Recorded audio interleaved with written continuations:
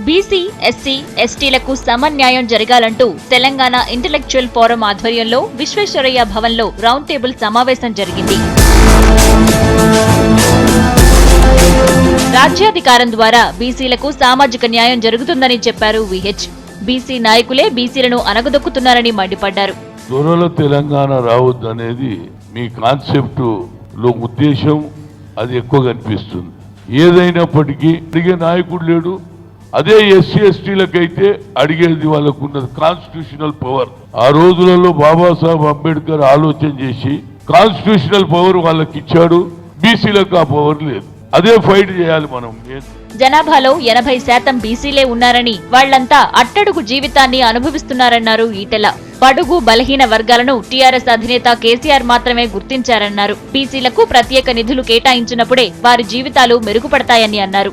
85% తెలంగాణ ప్రజానికం అణగారిన వర్గాలు మాత్రమే, పిడికడి మంది మాత్రమే అగ్రవర్ణాల వాళ్ళు ఉన్నారని చెప్పి వారే చెప్పి ఉన్నారు. కాబట్టి తప్పకుండా ఆ దిశగా గనక ఆలోచన చేయకపోతే, ఆ దిశగా గనక మనం ప్రణాళికలు రూపకల్పన చేసుకోకపోతే డెఫినెట్గా చరిత్ర క్షమించేటువంటి ఆస్కారం లేదన్నదే నేను భావిస్తాను.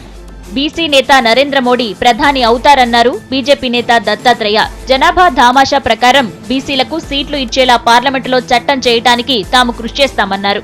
చట్టసభల్లో దామాషా ప్రకారంగా జనాభా ప్రతిపాదనగా అందులో కూడా ఈ వర్గాలన్నీ కూడా రిప్రజెంట్ అయ్యే విధంగా మేము తప్పకుండా పార్లమెంట్లో చట్టాన్ని తీసుకొచ్చే ప్రయత్నము తప్పకుండా చేస్తామని నేను మళ్ళీ ఒకసారి మీకు హృదయపూర్వకంగా మనవి చేస్తూ, పొన్నాల తెలంగాణ ఉద్యమంలో లేడని, అలాంటి వ్యక్తికి పీసీసీ పదవి కట్టబెట్టడంపై సీనియర్ రాజకీయ విశ్లేషకులు పాసం యాదగిరి మండిపడ్డారు. పొన్నాల లక్ష్మయ్య మా నమూనా అటువంటి తొత్తులొద్దు. మాకు కేవీపీ రామచంద్రరావు మనిషి అని మేము అనుకుంటున్నాం.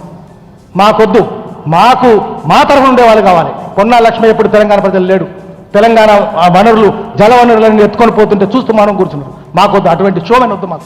ఈ ఎన్నికల్లో అన్ని పార్టీలు బలహీన వర్గాలకు టికెట్లిచ్చి సామాజిక సమన్యాయం చేయాలంటూ రౌండ్ టేబుల్ సమావేశం తీర్మానించింది.